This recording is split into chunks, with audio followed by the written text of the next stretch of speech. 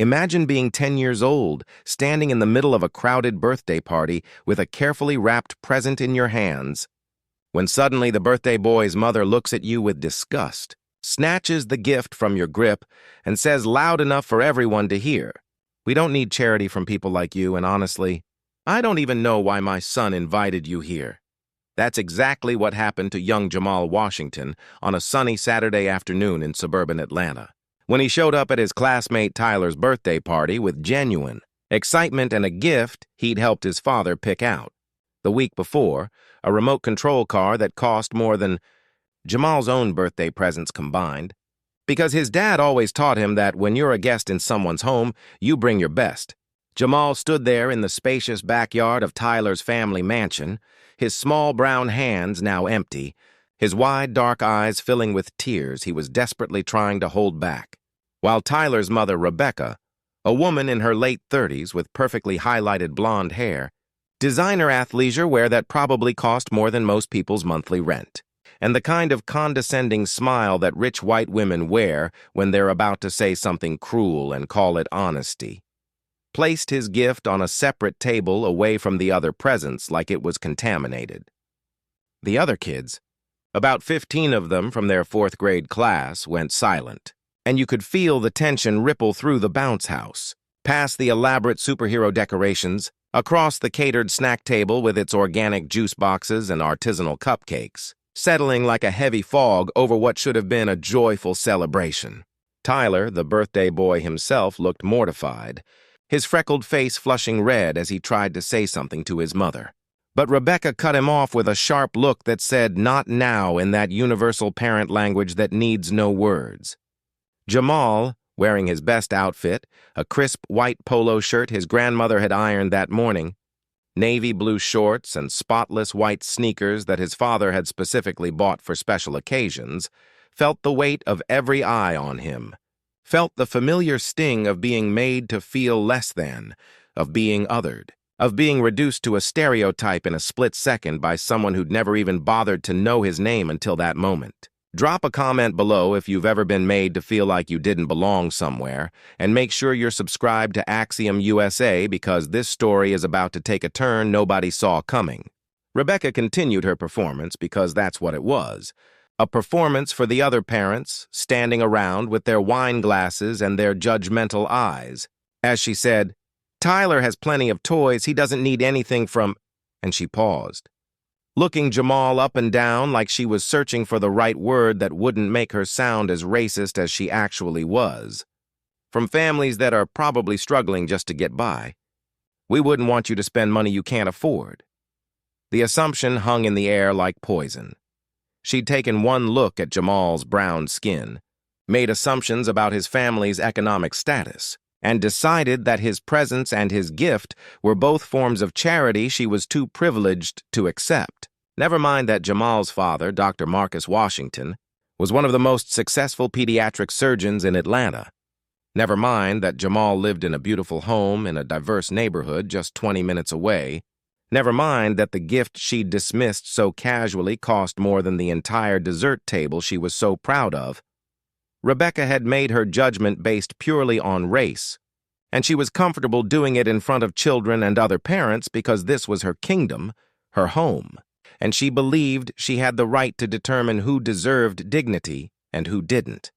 One of the other mothers, a woman named Jennifer who'd always been friendly to Jamal at school pickup, looked uncomfortable but said nothing, her silence a form of complicity that Jamal was too young to fully understand but old enough to feel in his bones.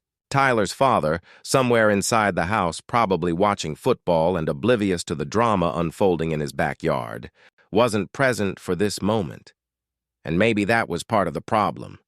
Rebecca's cruelty was enabled by the absence of accountability, by the knowledge that in this space, at this moment, she faced no consequences for her actions.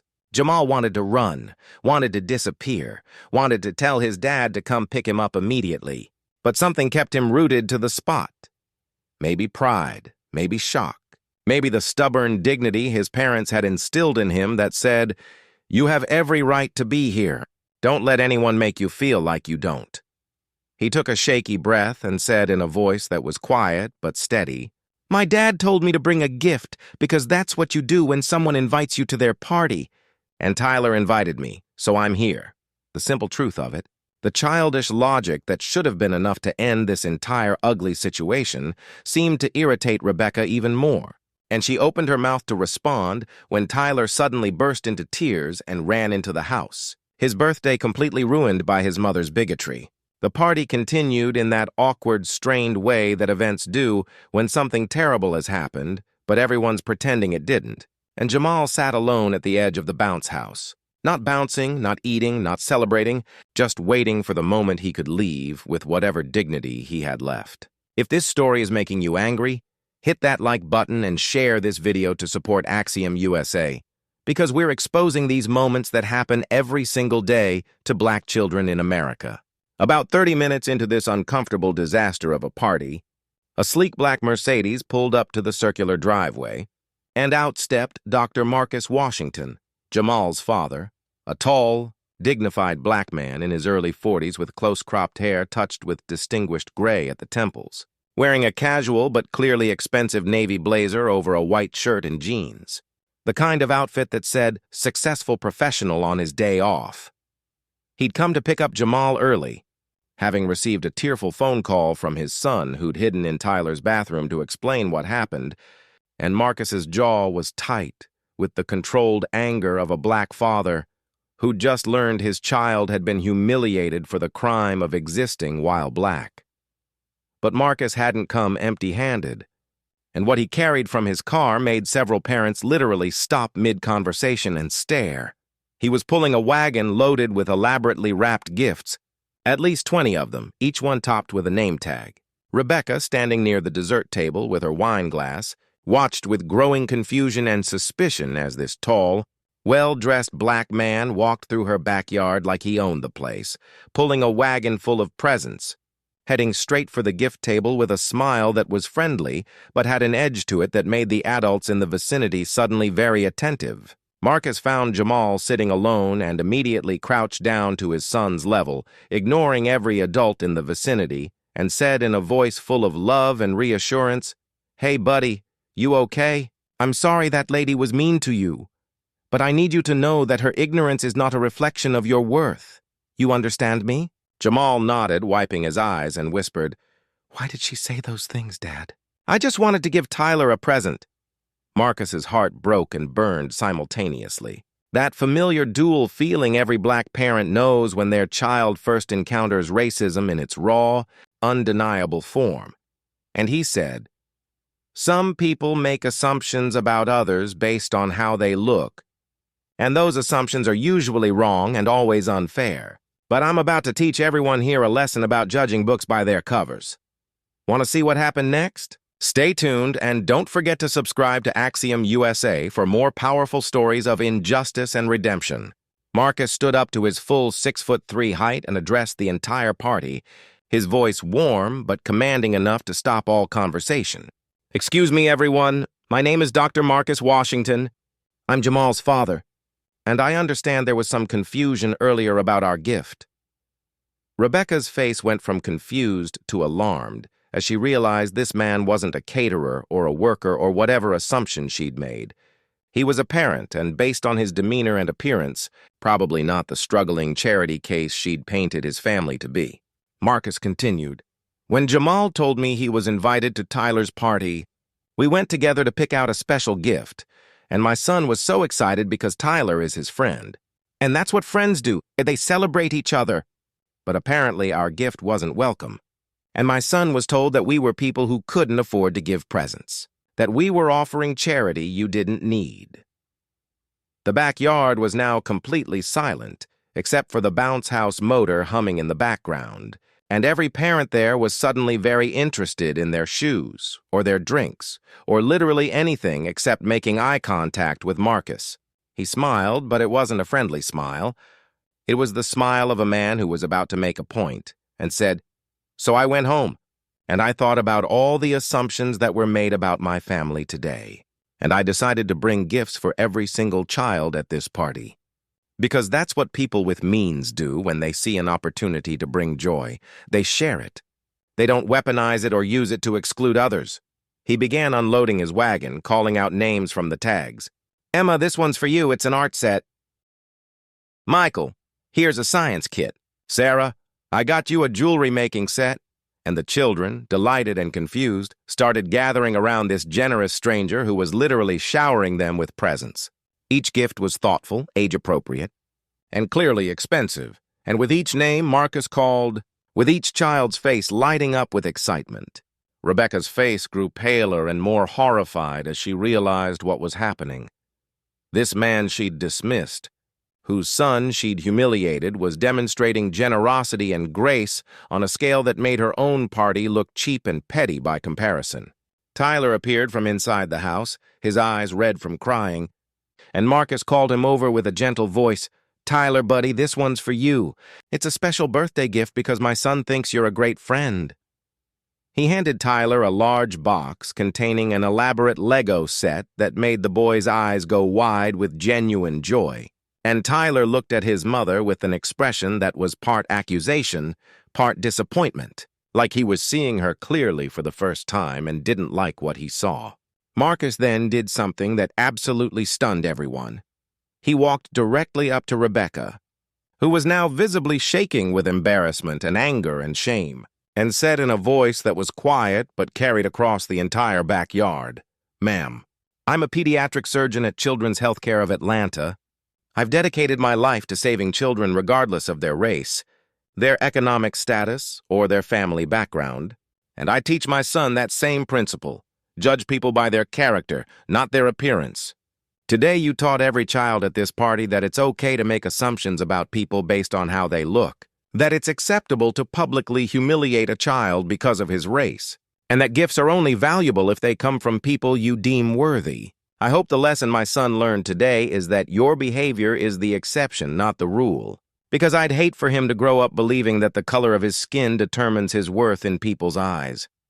The silence that followed was absolutely crushing, and you could see several parents nodding in agreement, a few looking ashamed that they hadn't spoken up earlier, and Rebecca standing there with tears of humiliation streaming down her face, not because she felt genuine remorse, but because she'd been publicly called out and couldn't deflect or deny what she'd done.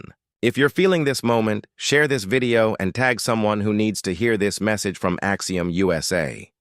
One of the other fathers, a man named David who'd been inside watching the game, finally emerged to see what the commotion was about, and when Marcus explained what had happened, David's face went from confused to furious, and he turned to his wife Rebecca and said in a voice that suggested this wasn't the first time her behavior had been a problem, Are you serious? You humiliated a child at our son's birthday party? What is wrong with you? The party effectively ended after that, with several families packing up and leaving, some approaching Marcus to apologize for their silence, others avoiding eye contact altogether, and Tyler sitting in the grass surrounded by his new Lego set and his friend Jamal, the two boys building something together while their parents dealt with the wreckage of adult prejudice. Rebecca tried to apologize to Marcus, a hollow corporate-speak apology that began with, "I'm sorry if you felt," and ended with, "I didn't mean it that way." But Marcus cut her off with a raised hand and said, "Ma'am, I don't need your apology, but my son deserves one. And every child who witnessed your behavior today deserves an explanation about why adults sometimes fail to live up to the values they claim to teach."